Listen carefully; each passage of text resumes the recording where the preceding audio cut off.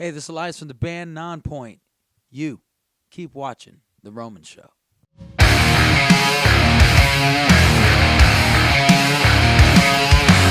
Rodolph Roman of The Roman Show with Elias of Nonpoint. Elias, man, thanks so much for your time. Thanks for having me. We're ready to go for the concert here in Fort Lauderdale Revolution Live. Congratulations on 10.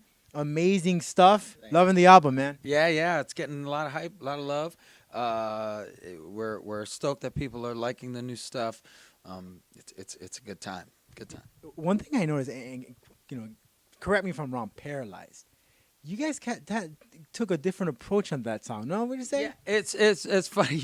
Oh my God, I can't believe you're bringing this up. That's one that we've been getting more comments on than I ever expected. It's one of my favorites on the record. It's got a real '80s vibe to it. Yes. I'll tell you that, yeah. And I'm a child of the '80s, so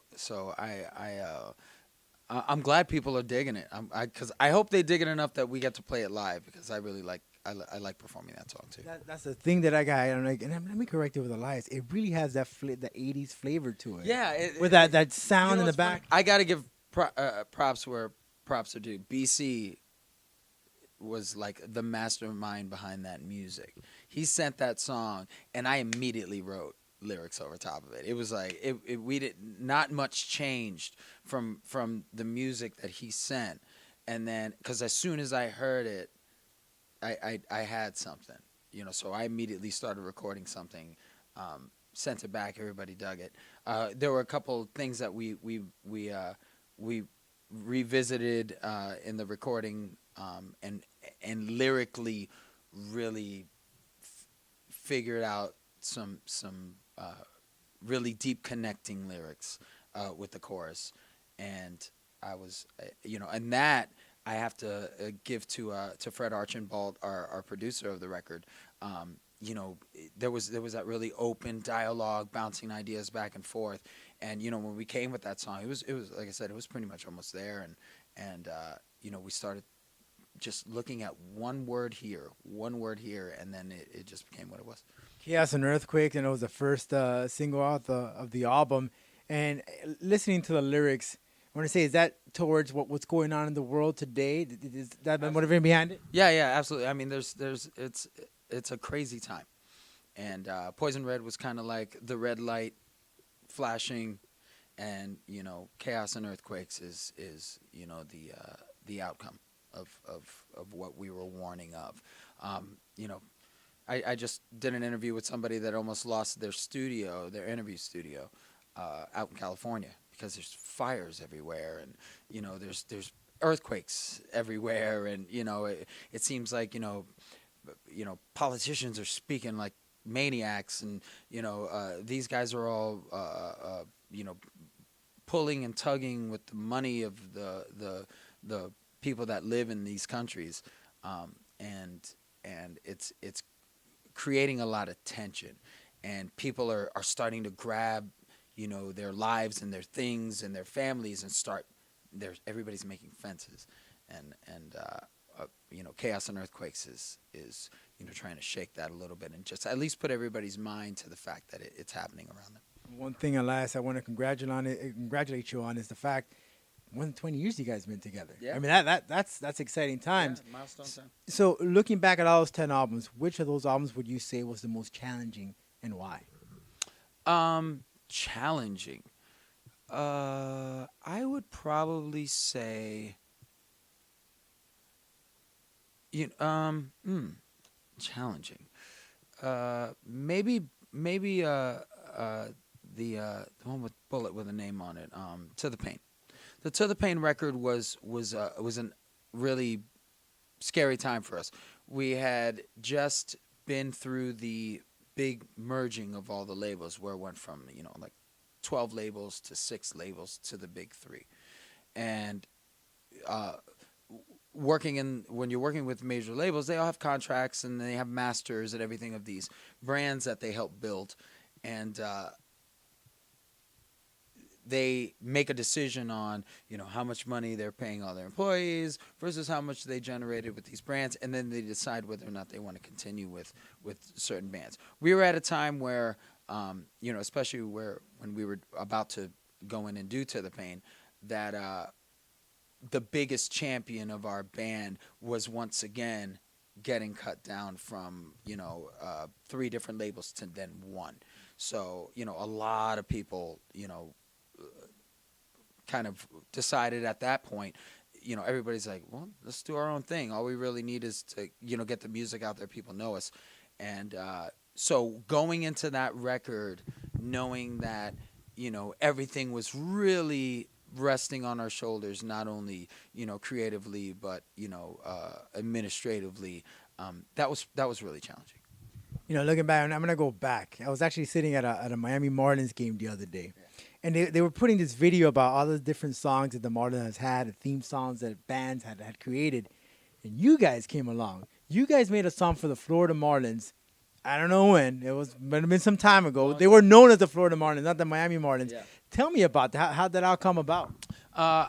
We became friends through, a lot of athletes listen to our music to warm up and do that thing.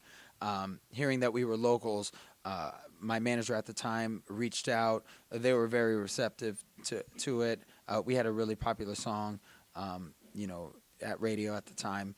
And that they used automatically without even reaching out to us.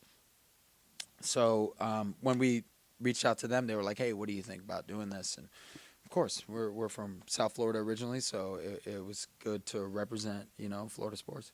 And I know last time we had you on the show, what's your take on the current state of rock, metal, the genre of this music right now? What do you find it right now? Where is it headed? Hopefully, it's headed towards a tighter knit community. Hopefully bands opening up more dialogue with each other, being a bit more open to, friendly conversations about, putting packages together that we know our fans really all want to see, getting past the politics and coming to the table, like the business owners that we are, and, start creating these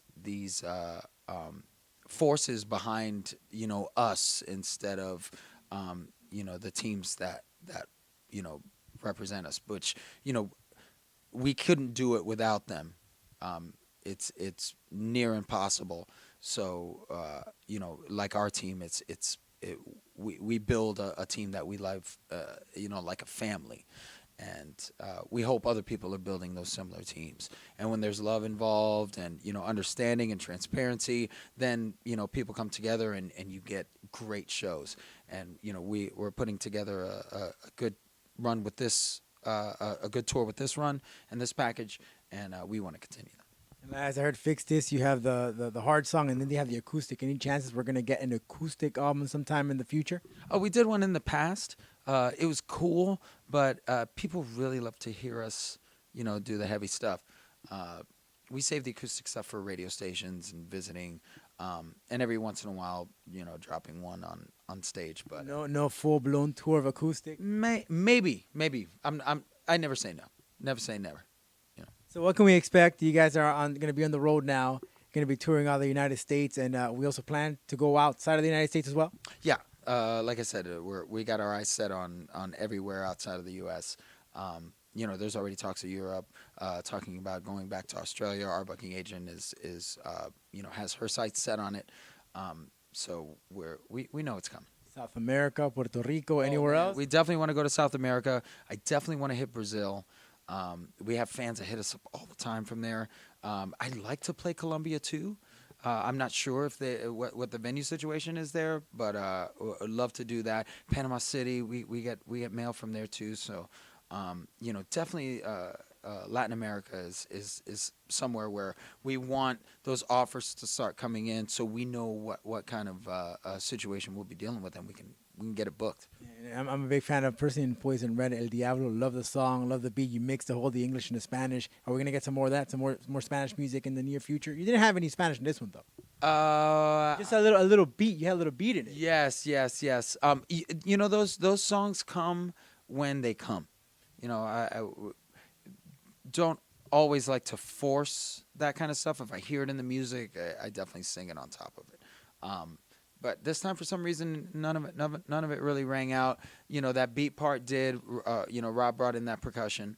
But outside of that, we have so many Spanish songs that we get to play during our set. You know, we use our catalog for that. Thank you so very much. I know you're about to hit the stage. Thanks so much. And I'm looking forward to seeing you more on tour. And make sure to follow and listen to 10, available right now on all streaming services and anywhere else you can find it. Thanks, Elias. Thank you. This is The Roman Show.